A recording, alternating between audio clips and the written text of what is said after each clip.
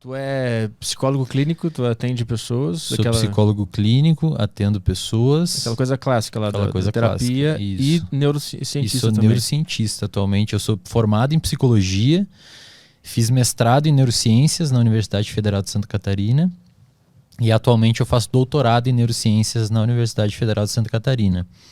No mestrado eu estudei a relação entre estresse e desenvolvimento de depressão e como que o ambiente pode mitigar os efeitos deletérios do estresse para a depressão. Eu já explico um pouco sobre isso. Deletérios é o quê? Tem que entender que Olha só. o meu nível é muito baixo. Vamos lá. Hoje, a gente sabe do ponto de vista neurocientífico, ou seja, como que o nosso cérebro funciona quando a pessoa está em um episódio de depressão. Tá? E a gente sabe também como que o cérebro de uma pessoa estressada funciona.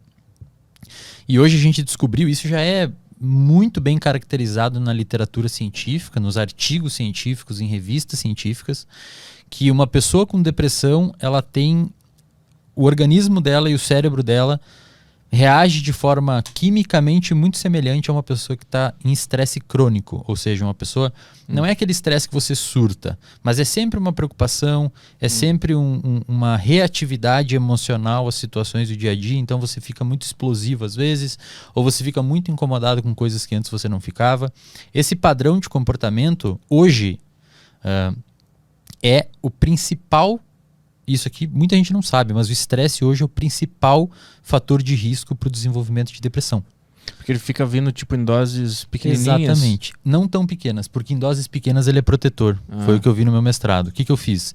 Eu induzi estresse em laboratório e esses organismos, eu trabalho com modelo animal, esses organismos desenvolvem depressão ou alguma coisa muito parecida com depressão, porque eles não falam, então não tem como a gente saber se é realmente depressão. Mas são ratos? São ratos, modelos animais. Só para deixar claro, a gente passa por todo um comitê de ética em uso animal, é tudo bem regulamentado lá pela federal. A gente vê que esses animais desenvolvem um fenótipo de depressão, ou seja, um comportamento tipo depressivo. E quando você vê o cérebro desses animais, é muito parecido com o que acontece em cérebro de pessoas com depressão. Então existe uma translação muito bacana, é muito parecido realmente. Então a gente vê primeiro que o estresse leva os animais, o estresse crônico leva os animais a desenvolver depressão. E eu mostrei, outros pesquisadores já mostraram, eu também repliquei esses dados no meu mestrado, que se você submeter esses animais estressados ao enriquecimento ambiental, o que é isso? Você oferecer exercício físico para esse animal, você colocar Lego, caixinhas para eles fazerem casinhas, um ambiente um pouco mais enriquecido em estímulos, esse enriquecimento ambiental previne o desenvolvimento de depressão nesses animais. E aí você me pergunta, mas como que previne? O que acontece? É por várias vias. Mas o principal ponto que os pesquisadores argumentam é que quando você oferece um ambiente um pouco mais complexo para um organismo viver, e agora vamos pensar em humanos, tá? Quando você oferece um ambiente um pouco mais complexo para os organismos viverem, eles têm que se adaptar àquele ambiente. O nosso sistema nervoso central ele é basicamente um órgão, o nosso cérebro, junto com a nossa medula, é basicamente um conjunto de regiões que permitem com que a gente receba estímulos, codifique esses estímulos e emita um comportamento frente a esses estímulos. Então, por exemplo, quando você está fazendo uma piada, você é humorista, quando você está fazendo uma piada no stand-up, você está praticando aquilo e você está recebendo de volta um feedback se está funcionando ou não. Se está funcionando, você pode começar a investir mais naquele trajeto da sua piada, porque a galera está te dando um feedback positivo. Quando você está tocando violão, você erra uma nota, o seu ouvido escuta isso, interpreta, codifica e você ajusta o controle motor da sua mão para tentar fazer uma nota certa. Tá? Então, você submeter um organismo a um ambiente um pouco mais enriquecido é um pouco estressante, porque você tem que lidar com essas situações. E esse pequeno estresse, em pequenas doses, protege o animal para um estresse futuro. É mais ou menos aquela pessoa que se virou muito na vida, desde cedo, e na idade adulta ela é muito resiliente. Dificilmente alguma coisa abala ela. Então, os pesquisadores chamam isso de inoculação ao estresse. Inoculação é um processo que ocorre, por exemplo, quando você faz uma vacina. Você inocula o vírus e injeta ele em você para que seu corpo não seja afetado pelo vírus. Com o estresse acontece a mesma coisa.